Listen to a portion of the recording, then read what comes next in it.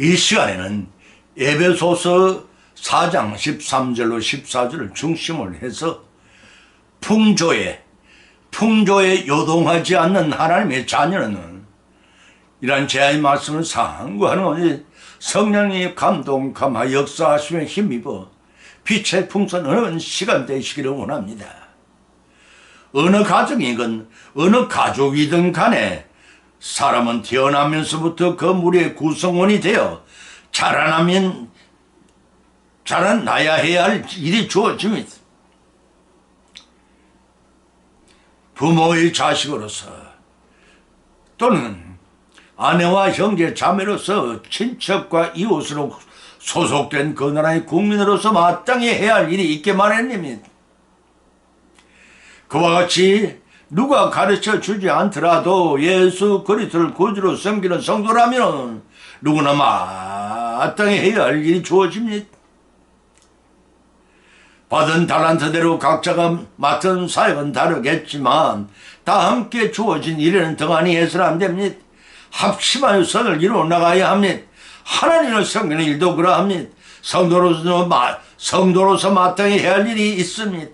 특히 기독교로서 신앙생활에 정해진 절기마다 맡겨진 사명이 다양할 것입니다.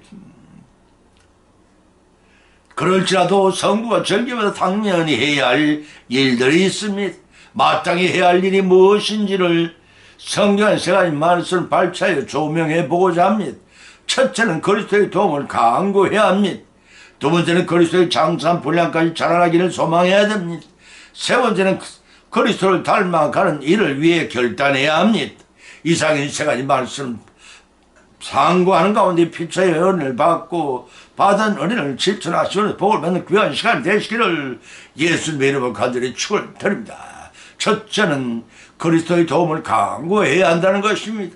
시편 22편 19절로 21절을 찾아보면 기록하기를 여호와여 멀리 하지 마옵소서.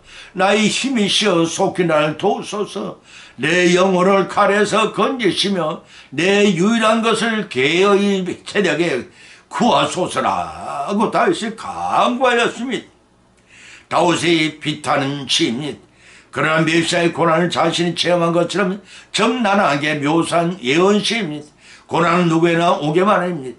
고난의 때를 잘 내어 통과해야 신앙의 열매가 맺어지고 상급이 주어집니다.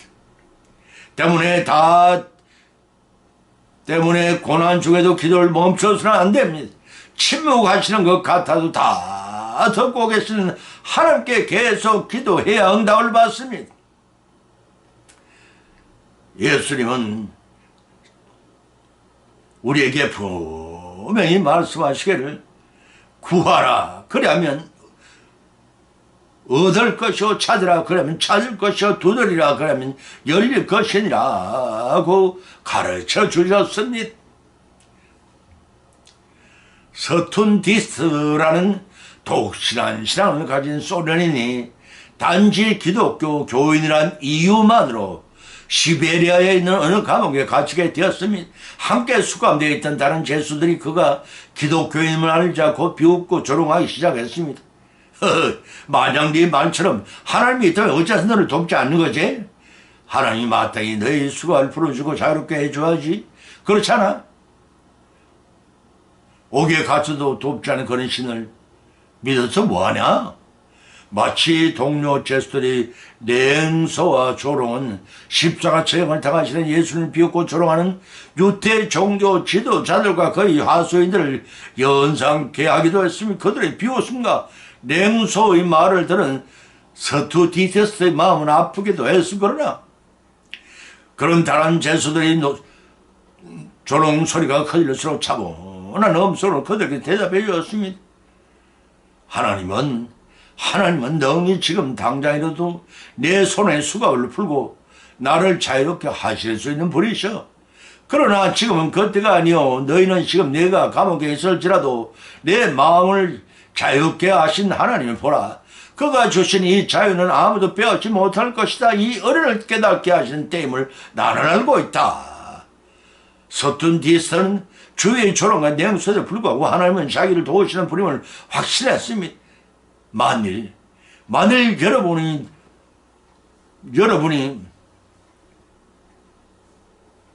어려운 가운데 처했다면 여러분은 어떠했을 것이라 이것입니까? 욥기서의 주인공 욥도 원인과 이유를 모르는 환난을 당했을 때 그럼에도 불구하고 주신 분도 하나님이시고 취하신 분도 하나님이시니 여호와 이름을 찬송받을 저다라고 하나님을 원망하지 않고 오히려 끝까지 찬양했습니다. 여호와의 고난도 결국 작은 것이 아니었습니다. 그렇지만 사람이 몸을 입고 이 땅에 오신 예수님께서 우리의 죄를 위해 치욕스러운 십자가 중형벌을 받으시면 비교하면 아무것도 아닐 것입니다.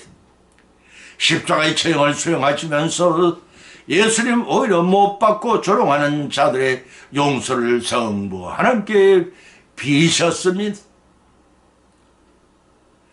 고난 중에 강감을 들으셨습니다. 하나님께서는 십자가를 통해 순한 사역을 성취하신 예수님을 천상천하를 통치하시고 심판하시는 권세를 주셔서 물론 만물이 그 이름 안에 무릎을 꿇게 하시는 영광스러운 자리에 오르게도 하셨습니다. 바로 그 예수 그리스도께 연약한 우리는 도움을 구해야 합니다. 보문이 달방이 주께 도움을 요청한 것처럼 우리도 우리의 산성이시오 피난처이신 전능의 하나님께 간구해야 합니다. 이제 사순절의 성도가 마땅히 해야 할 일 중에 무엇인지가 자명해졌으면 그것은 주님이 오실 날이 임박할 때임을 자각하고 다윗처럼 임박한 영적 전쟁과 악한 무리를 상징한 개들의 세력에 구원해 주실 것을 간구해야 할 때인 것입니다. 천하의 범사에 기한이 있고 이룰 때가 있다고 하셨습니다.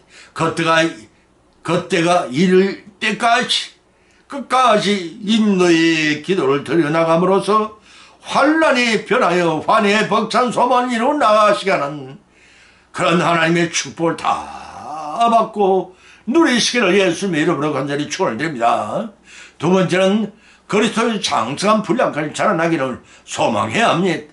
에베소 4장 13절로 14절을 쳐다보면 기록하기를 우리가 다 하나님의 아들을 믿는 것과 아는 일에 하나가 되어 온전한 사람을 이루어 그리스도의 장성한 분량이 충만한 데까지 이르리니 이런 우리가 이제부터 어린아이가 되지 아니하며 사람의 괴술과 간사한 유혹에 빠져 모든 교훈의 풍조에 밀려 요동치 하지 않게 하려 함이라고 했습니다.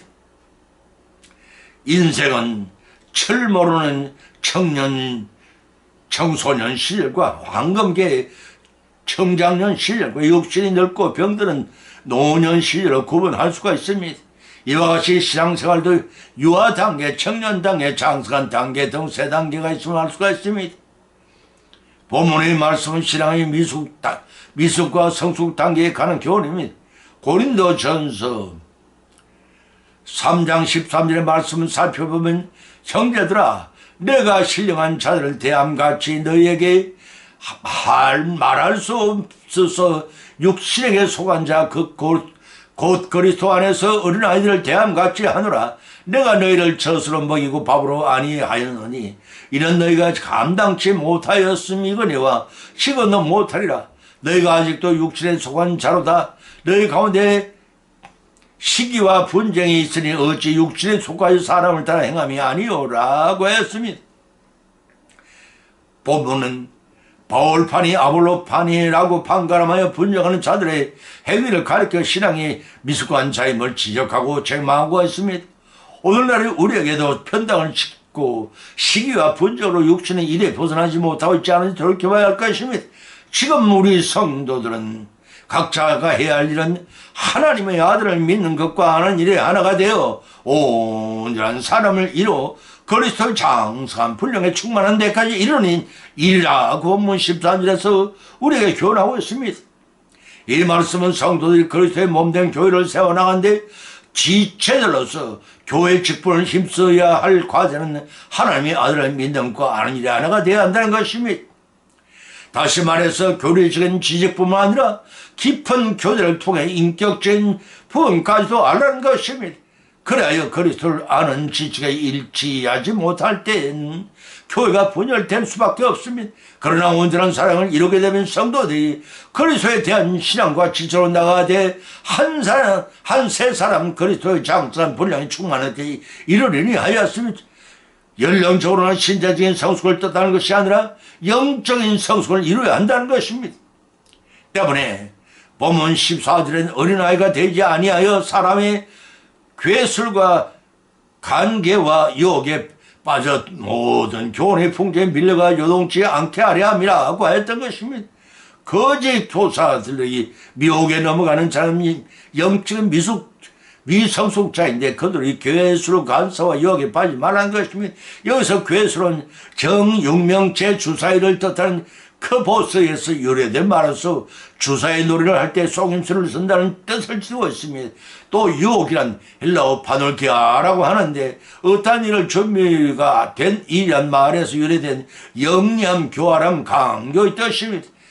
괴술과 유혹이 두 단어는 다같이 도박꾼이 상대방을 속일 때 쓰는 악한 도박 기술을 나타낼 때 사용되는 말입니다. 다시 말해서 바울은 괴술과 유혹이라는 단어를 사용한 도박꾼들처럼 거짓 선교사들의 자기 욕심을 채우려고 든다는 것 뜻입니다. 이런 거짓 교사의 모든 교훈의 풍조에 밀려 영적 미숙한 자들이 흔들리거나 노란다는 상태에 빠지지 않도록 하기 위해 깊은 자들을 세워 신도들을 양육하게 하셨다는 뜻입니다. 이는 곧 그리스도의 장성한 분량까지 자라나서 자기 믿음을 끝까지 지켜나가는 의미이기도 합니다. 이제 사순절의 성도가 해야 할 일 중에 무엇인지를 자명해 줬습니다. 그것은 거짓 교사의 괴술과 유혹에 놀아나지 않는 굳건한 믿음으로 성장하기를 소망하는 생활하는 것입니다. 조속히 유아 상태에 자라지 않는 믿음 생활에 탈피를 하고 믿음의 장성한 자가 되어 최후의 성기를 거듭으로 주님을 기쁘시게 드리는 우리 모두의 성숙된 신앙의 사순절이 되시기를 예수님 이름으로 간절히 축원드립니다. 세 번째는 그리스도를 닮아간 일을 결행해야 합니다. 데살로니가 전서 1장 6절로 7절을 찾아보면 기록하기를 또 너희는 많은 환난 가운데서 성령의 기쁨으로 도를 받아 우리와 주님을 본받는 자가 되었으니 그러므로 너희가 마게도냐와 아가야 모든 믿는 자의 본이 되었는지라 하고 하였습니다. 세상이라는 환난의 바다에는 죄악의 파도가 쉴 수 없이 몰려와서 우리를 휩쓸어 가려고 합니다. 잠시만 방심해도 환난 속에 빠져들게 합니다. 그때 우리가 의지하는 것은 주님이 던져주신 말씀의 밧줄을 놓치지 말고 붙들어야 실종하지 않습니다. 데살로니가 교회가 많은 환난 중에도 주님을 붙들었습니다. 주님은 우리에게 모든 면에서 본을 보여주셨습니다. 불변 진리의 표본으로서 우리가 그래야 할 믿음의 바른 도를 보여주셨고 성도가 이루어나가야 할 내외적인 삶의 본을 보여주셨으며 또한 우리의 믿음의 연약함을 체휼하신 주님께서는 우리가 감당해야 할 고난과 그 길을 그 길을 가는 바른 자세의 길을 보여주셨습니다. 베드로전서 2장 21절 23절의 말씀이 그러므로 우리는 환난 중에 악에 물들지 않기를 위해 우리 주님이 보여주던 의를 본받아야 하며 요한일서 3장 3절의 말씀이 환난 중에도 믿음을 잃지 않게 하여 주님이 보여주던 인내의 모습을 본받아야 합니다. 마태복음 23장 26절 30절 말씀입니다. 그뿐 아니라 환난 중에도 우리의 사명을 다하기 위해서는 끝까지 하나님의 뜻을 이루기 위해 십자가에 달려 돌아가신 주님을 본받아야 한다는 것입니다. 요한복음 19장 3절 말씀입니다. 그러할 때 우리는 환난을 능히 이기게 되고 환난을 통해 더욱 주님과 가까워지고 더 큰 상급의 소유자이 된다는 것입니다. 시편 119편 67편 고린도후서 4장 17절의 말씀입니다. 본문의 저자 바울은 주님을 본받았고 데살로니가 성도들은 사도의 본을 받았고 마게도냐와 아가의 모든 자들은 데살로니가 성도의 본을 쫓아 믿음의 열심을 내었습니다. 사랑하는 성도 여러분, 누구에게 믿음의 본이 되고 있는지요? 디모데전서 4장 12절 13절에서는 누구든지 님 손 연소함을 없이 여기지 못하게 하고 오직 말과 행실과 사랑과 믿음과 정절에 대하여 믿는 자에게 벌이 되게 되어 내가 이럴 때까지 읽는 것과 권하는 것과 가르치는 일에 장념하라고 했습니다. 영적인 미숙함의 빈틈을 엿보지 못하도록 은행과 사랑과 믿음의 정절을 본이 되게 하여 읽고 권하고 가르치니 전혀 말한 것이면 제자들에게 명하신 예수의 말씀이 연상이 됩니다. 마태복음 19장 20절 찾아보면 그러므로 너희는 가서 모든 족속으로 제자를 삼아 아버지와 아들의 이름으로 세례를 주고 내가 너희에게 분만 모든 것을 가르치게 하라. 볼지어다 내가 세상 끝날까지 너희와 항상 함께 있으리라고 하셨습니다.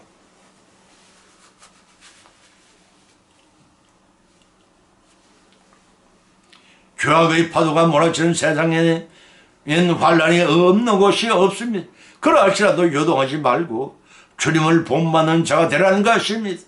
그래서 보면 6절에서 많은 환란 가운데 성령의 기쁨으로 도를 받아 우리 주님을 본받는 자가 되었으리라고 하였습니다. 여기서 환란이란 신앙으로 받는 핍박과 고통을 가리킵니다.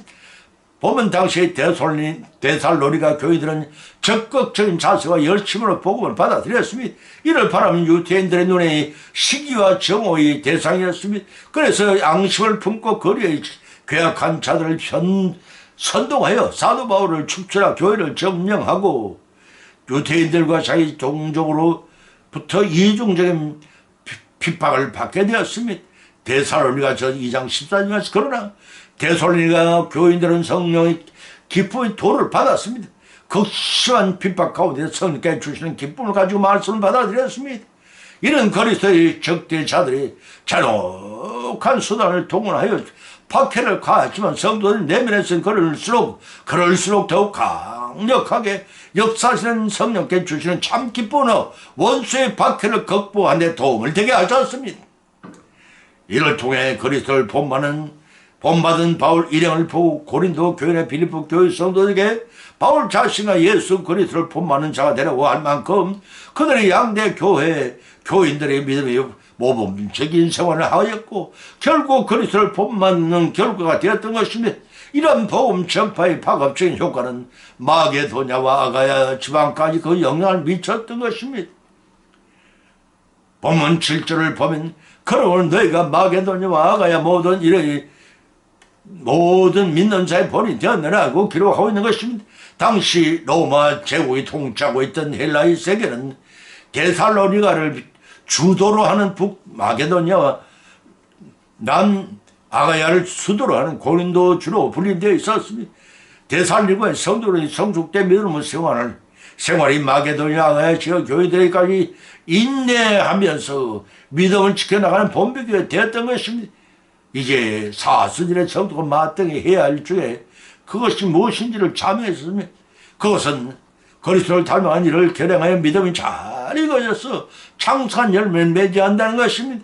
그래야 그 재림하시는 주님이 언제 오실지다 기쁨으로 추소되는 저와 여러분의 성숙된 믿음 생활을 이루어 나가시는 예수님이라고 간절히 축원을 드립니다.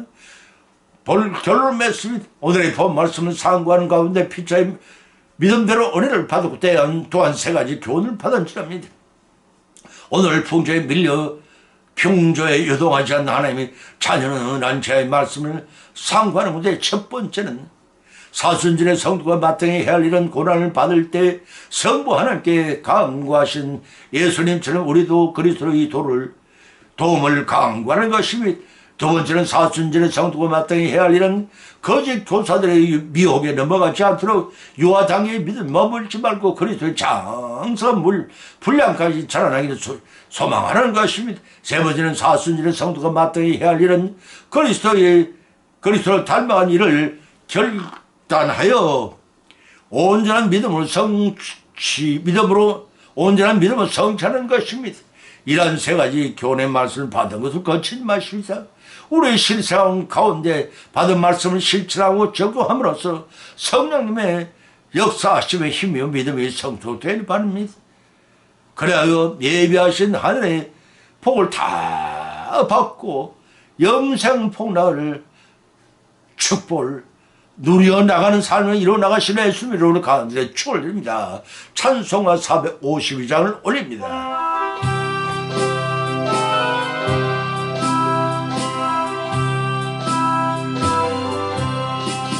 내 모든 소원 기도의 제목 예수님 닮기 원함이라. 예수님 상상 나의 귀에 세상에 보아 아끼지 않네. 예수님 닮기 내가 원하네. 날 구원하신 예수님을 내 마음속에 지금 고도사 주님의 형상 잊히소서. 구하는 사랑 풍성한 긍휼 별분자 위로 하시는 주님. 기는 죄인 부르는 예수님 그 형상 담게 하옵소서.